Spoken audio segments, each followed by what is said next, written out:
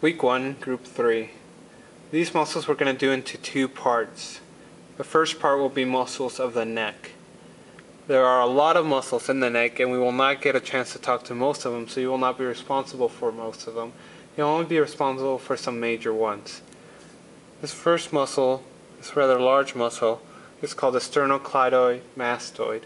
You've probably seen it in your head on your neck as you turn your head side to side. Its name is actually a giveaway for its origins and insertion. It divides right here into two parts. The first origin is the manubrium of the sternal bone. The other part comes out more laterally and connects to the clavicle that would come right here on the bottom side. And that's where we get the sternocleidoid part of it. It comes up and connects to the temporal bone, and specifically to the mastoid process of the temporal bone. So we have the sternocleidomastoid. When this muscle contracts, it moves the head to the side. If you check your lab manual, you will notice that it also gives you another action, which is flexus the neck, but you are not responsible for knowing that. If you see a box and it has a bolded term, you will only be responsible for the bolded term in the box. If there's no bolded term, you are responsible for all the terms contained in that box. So for sternocleidomastoid, the only term that's bolded is that it turns the head to the side. We're now going to talk about a couple of the muscles that are further below the mandible. They're still considered part of the neck for our purposes. The first muscle we're going to talk about is this one right here. It comes this way, comes underneath this muscle right there, and falls right up here, connecting almost to the sternocleidomastoid. And that's called the digastric muscle. It has two parts. This front part is called the anterior belly, and this back part right here is called the posterior belly.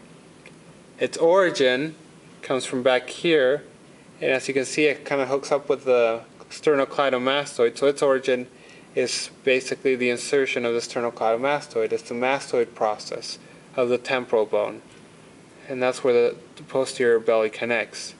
It comes along this way, and the anterior belly is where we're going to find the insertion, and it's going to be right here on the mandible. Its action as this flexes, and remember that insertions are pulled closer to origins when the muscle contracts, so it pulls the mandible downward, so its action is to open the mouth.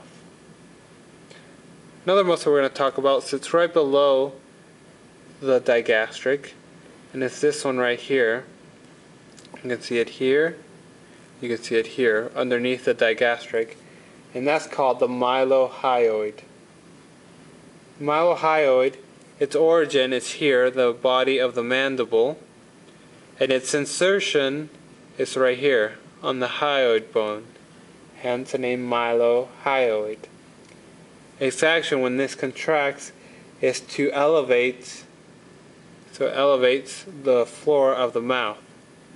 So this is the bottom part of the inside of your mouth, and as it contracts, it pulls the hyoid a little bit up like this and elevates the floor of the mouth. The next muscle is one that we saw just a little bit ago, connected with the digastric, and it's this muscle here, and it's on top of the posterior belly of the digastric. This is called the stylohyoid. From the name, you can almost guess the origin, which is back here, and it's the styloid process of the temporal bone. Styloid process in here, and its insertion is, as you might guess it, the hyoid bone. And what it does when this muscle contracts, it pulls this origin more up and it elevates the hyoid. And those are the muscles of the neck for group 3.